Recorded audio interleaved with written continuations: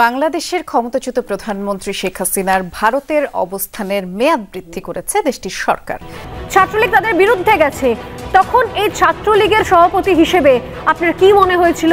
আর এখন যখন দেখছেন সাদ্দাম, দেশের ছাত্র যুবরা কোন পথে যাচ্ছে, পড়ার জন্য বই নেই, কোটা বিরোধী আন্দোলন শেষ হয়ে গেছে, সরকারি চাকরির জন্য কেউ কোনো কথা বলছে না, প্রত্যেকের নজর যেন দেশ বিরোধী মন্তব্য, ভারত বিরোধী মন্তব্য, আর এই মেজর ডালিমরা হয়ে যাচ্ছে রোল মডেল। ওই আল্লাহর পক্ষ থেকে গজব নাজিল হোক, ওই মসজিদে কেউ যে শান্তিতে চালাইতে পারবে। আমি বলতে পারি এই দেশে আমি নিরপেক্ষ আছি, ওই ডক্টর ইউনূস নিরপেক্ষ না। উনি তো ওনার মামলা খালাস করার জন্য ক্ষমতায় আসছেন, উনি তো এই জাতি এই দেশবাসীর কোনো অধিকার প্রতিষ্ঠা করার জন্য ক্ষমতায় আসেন। সংবাদ মাধ্যমকে আমরা যে বিষয়টি মনে করিয়ে দিতে চাই, 11 জুলাই 2024 যখন হাইকোর্টের রায়ের উপরে স্টে অর্ডার প্রদান করা হয়, সেটির মাধ্যমে কিন্তু বাংলাদেশে কোনো কোটা কার্যকর ছিল না। 11 জুলাই 2024 থেকে বাংলাদেশের সরকারি চাকরির পরীক্ষায় যারা অংশগ্রহণ করেছে কারো ক্ষেত্রেই কোনো কোটা কার্যকর ছিল না। তার মানে এটির সমাধান কিন্তু 11 জুলাই 2024 হয়ে গেছে।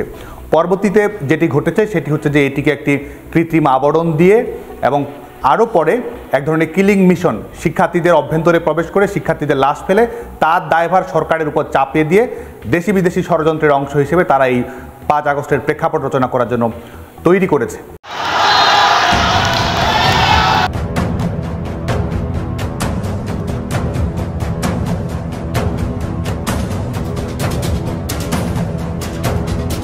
এদিকে কলকাতার মিডিয়ার ডাকে সাড়া দিয়ে লাইভে উপস্থিত হন বাংলাদেশি আওয়ামী লীগের ছাত্রলীগের সভাপতি সাদ্দাম হোসেন কলকাতার মিডিয়াকে লাইভে বলেন, এই কোটা আন্দোলন কিন্তু শেষ হয়েছিল 11 জুলাই 2024-এ, কিন্তু তারপরেও ছাত্র জনতারা মাস্টার প্ল্যান করে মানুষকে খুন করে সেই দায় ভার চাপিয়ে দিয়েছে। ক্ষমতাচ্যুত শেখ হাসিনার ঘাড়ের উপর চাপিয়ে দেওয়া হয়েছে বলে দাবি করেছেন এই ছাত্রলীগের সভাপতি সাদ্দাম হোসেন। 11 জুলাই 2024 থেকে বাংলাদেশের সরকারি চাকরির পরীক্ষায় যারা অংশগ্রহণ করেছে কারো ক্ষেত্রেই কোনো কোটা কার্যকর ছিল না। তার মানে এটির সমাধান কিন্তু 11 জুলাই 2024 হয়ে গেছে। পরবর্তীতে যেটি ঘটেছে সেটি হচ্ছে যে এটিকে একটি কৃত্রিম আবরণ দিয়ে এবং আরও পরে এক ধরনের কিলিং মিশন শিক্ষার্থীদের অভ্যন্তরে প্রবেশ করে শিক্ষার্থীদের লাশ ফেলে তার দায়ভার সরকারের উপর চাপিয়ে দিয়ে দেশি বিদেশি ষড়যন্ত্রের অংশ হিসেবে তারা এই 5 আগস্টের প্রেক্ষাপট রচনা করার জন্য তৈরি করেছে। শুধু তাই নয়, মুক্তিযোদ্ধা কাদের সিদ্দিকী বলেন, যদি শেখ হাসিনাকে নির্বাচনে অংশগ্রহণ করতে না দেওয়া হয় তাহলে নির্বাচন সঠিক হবে না বলে মন্তব্য করেন এই কাদের সিদ্দিকী। কোন দল এলো না, কে এলো না, এটা বিবেচ্য বিষয় হবে না। বিবেচ্য বিষয় হবে অংশগ্রহণ লোকের, ভোটারের। দেশ কারো পৈতৃক সম্পত্তি না, দেশ জনগণের। তাই জনগণের ইচ্ছাকে সম্মান দিতে হবে। অনির্বাচিত কেউ রাষ্ট্রীয় ক্ষমতায় আসতে পারে না, আসা উচিত না। আজকে যারা এসেছেন তাদের জন্য উচিত।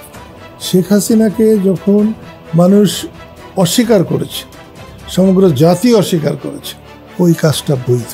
এটা যদি বিপ্লবী সরকার হতো তাহলে এরকম হতো না।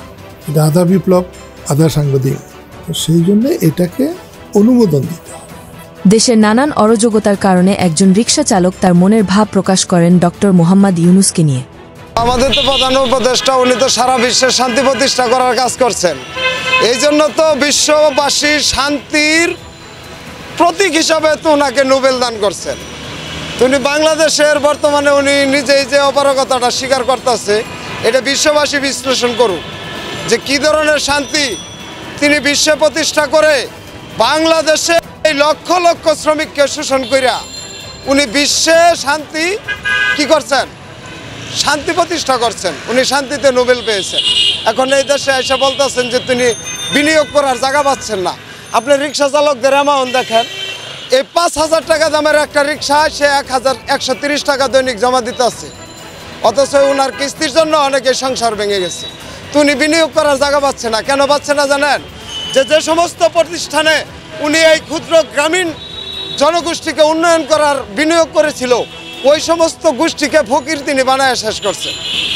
এখন এই জন্য আর এই দেশে বিনিয়োগ করার জায়গা নাই। এটা আপনি 5 মাসের কথা বলতেছেন, উনি তো ওনার মামলা খালাস করার জন্য ক্ষমতায় আসছেন। উনি তো এই জাতি এই দেশবাসীর কোনো অধিকার প্রতিষ্ঠা করার জন্য ক্ষমতায় আসে নাই। শুধু তাই নয়, গত সচিবালয়ের প্রাইম এশিয়া বিশ্ববিদ্যালয়ের শিক্ষার্থীদের গায়ে হাত দিয়েছে পুলিশ।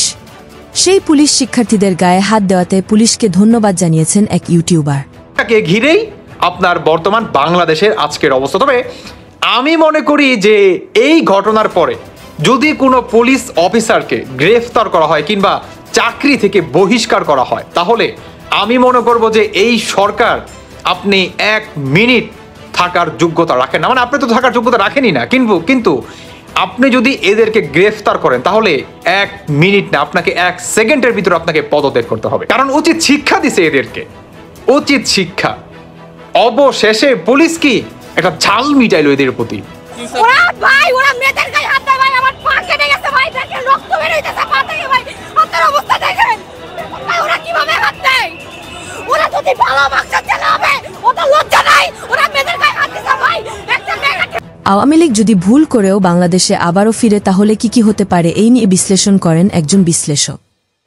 পরোক্ষ কিংবা প্রত্যক্ষভাবে সমর্থন করে, সরাসরি যারা পদে রয়েছে তাদের কথা বাদই দিলাম, যারা শুধুমাত্র সমর্থক তারা কিন্তু গত 15 বছর শেখ হাসিনার শাসনামলে কোনো প্রকার রুটি, হালুয়া কিংবা খুরমা, মুরব্বা, পোলাও কোনোটাই পায়নি, কিন্তু তাদের অনুভূতির জায়গা জুড়ে আওয়ামী লীগ।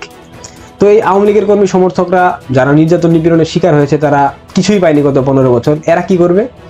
প্রথমত জামাত বিএনপির যে টুকাই যারা রয়েছে, যারা এই যে নির্যাতন নিপীড়নের হুতা যারা নেতৃত্ব দিয়েছে, এদেরকে ধরবে আর বেধড়ক মারবে। হয়তোবা প্রশাসন যদি নিরপেক্ষ থাকে সেই ক্ষেত্রে আওয়ামী লীগের কর্মী সমর্থক যারা এখন পালিয়ে রয়েছে তারা কিন্তু আর পালিয়ে থাকবে না, তারা কিন্তু জনসম্মুখে আসবে, তারা প্রতিবাদ জানাবে, তারা বিক্ষোভ করবে। প্রথম বিচার হবে ধানমন্ডি 32 যারা জ্বালিয়ে দিয়েছে, যারা ফুটেজের মধ্যে রয়েছে, যারা এই ধানমন্ডি 32 অগ্নিকাণ্ডের মূল হুতা, এদেরকে ধরবে। এদেরকে ধরে হয়তোবা এমনও পরিস্থিতি সৃষ্টি হতে পারে যে রাস্তার মধ্যে ফেলে পিটিয়ে মেরে ফেলবে, কারণ মানবাধিকার আইনের শাসনের কথা যদি তখন কোনো বুদ্ধিজীবী কিংবা কোনো মানবাধিকার সংস্থা বুলি কপচায় বা বুলি আওড়ায়, তখন সেটা বাংলাদেশ আওয়ামী লীগের কর্মী সমর্থকরা মানবে না। কারণ এই 5 মাসে আমরা বাংলাদেশে দূর থেকে আমরা কখনো দেখতে পাইনি যে মানবাধিকার বলে কোনো কিছু রয়েছে বাংলাদেশে, কিংবা আইনের শাসন বলে কোনো কিছু রয়েছে। সুপ্রিম কোর্টের মতো জায়গায় মব সৃষ্টি করে আওয়ামী লীগের নেতাকর্মীদের উপর গায়ে হাত তোলা, থুথু বিসর্জন করা, এগুলা পৃথিবীর কোনো ইতিহাসে কোনো দেশের আইনের সর্বোচ্চ যে স্থান, যেখানে বিচারের সর্বোচ্চ জায়গা, সেখানে এই ধরনের কর্মকাণ্ড হয়েছে বলে আমার মনে হয় না। আমি দেখিনি অন্ততপক্ষে আমার এই জীবদ্দশায়। তো যাই হোক, প্রথম বিচার হবে ধানমন্ডি 32।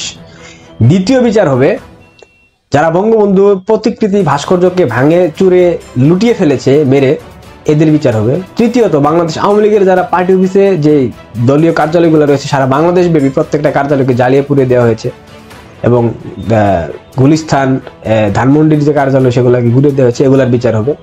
এরপর যারা আওয়ামী লীগের কর্মী সমর্থকদেরকে কুপিয়ে মেরে গুলি করে ফাঁসি দিয়ে হত্যা করেছে, এদেরকে ধরা হবে, এক এক করে ধরা হবে আর বিচারের আওতায় আনা হবে।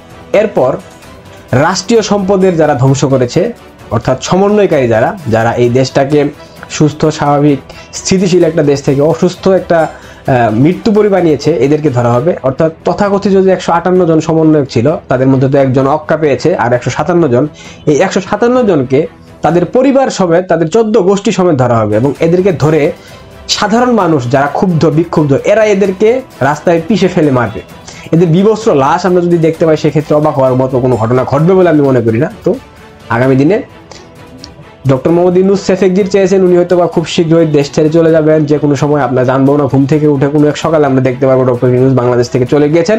তখন যারা এই যে তথাকথিত সমন্বয়কারী রয়েছে, যারা এই বিপ্লবের মাস্টার মাইন্ড ছিল, যারা মেটিকুলাস প্ল্যানের অংশ হয়ে বাংলাদেশকে ধ্বংসের পথে এগিয়ে নিয়ে গেছে, এদের সাধারণ জনগণ যে গত 5 মাস যাবৎ তাদের কোনো কিছুই ঠিক নাই, না আছে দ্রব্যমূল্যের ঊর্ধ্বগতি নিয়ন্ত্রণের কোনো ব্যবস্থা, না আছে আইন শৃঙ্খলা পরিস্থিতি স্বাভাবিক করার কোনো প্রক্রিয়া, এই যে প্রক্রিয়াগুলো যারা অংশ ছিল, এদেরকে ধরবে আর গাছের সাথে ঝুলিয়ে পিটিয়ে মারবে। ভিডিওটি দেখার পর আপনার মূল্যবান মতামত আমাদেরকে কমেন্ট করে জানিয়ে দিতে পারেন। আমরা আপনার সেই মহামূল্যবান কমেন্টের রিপ্লাই দেওয়ার জন্য সর্বদা প্রস্তুত রয়েছি।